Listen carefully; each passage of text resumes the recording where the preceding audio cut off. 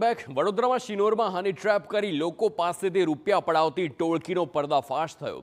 Social media પર ફરિયાદીને યુવતીનો સંપર્ક થયો હતો। યુવતીએ પોતાની ઓળખ આપી પિંકી પટેલ તરીકે અને સોશિયલ મીડિયા પર મિત્રતા કેળવતા યુવતીએ ફરિયાદીને રૂબરૂ મળવા માટે કીધું અને ત્યારબાદ 2 ડિસેમ્બરે યુવતી વડોદરા આવી અને ફરિયાદી સાથે એક્ટિવા પર માલસર શિનોર ગઈ હતી। ત્યારબાદ પરત ફરતા સમયે ગરનાળા પાસે સફેદ કારમાં આવેલ કેટલાક ઇસમોએ તેમને અટકાવ્યા અને તેઓએ પોલીસ તરીકેની ઓળખ આપી અને કહ્યું કે યુવતી ડ્રગ્સ કેસમાં સંડોવાયેલી છે અને તમે પણ તેની સાથે હોવાથી હવે આરોપી છો।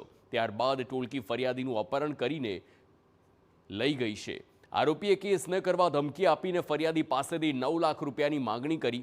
ફરિયાદી પાસેથી 7 લાખ રૂપિયા પડાવ્યા। પોલીસે હાલ ટોળકીના મુખ્ય આરોપીની ધરપકડ કરી છે અને 3 લાખ રૂપિયા રિકવર કર્યા, જ્યારે પિંકી પટેલ સહિત 4 આરોપીઓ ફરાર છે।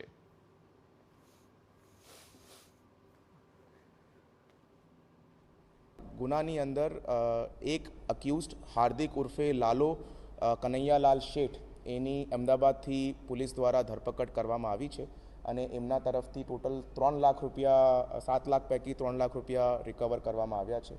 બીજા આરોપીઓ જેમના આ ગુનાની અંદર નામ ખુલેલા છે તે છે કેતન કુમાર ઉર્ફે શાંતુ નરેન્દ્ર ત્રિવેદી, અંકિતાબેન યજ્ઞેશ રાવલ, અંજનાબા ઉર્ફે પિંકી પટેલ ચંપાવત અને રાકેશ પટેલ અને મહેશભાઈ। આ બીજા અક્યુઝના નામ આ ઇન્વેસ્ટિગેશન દરમિયાન ખુલેલા છે।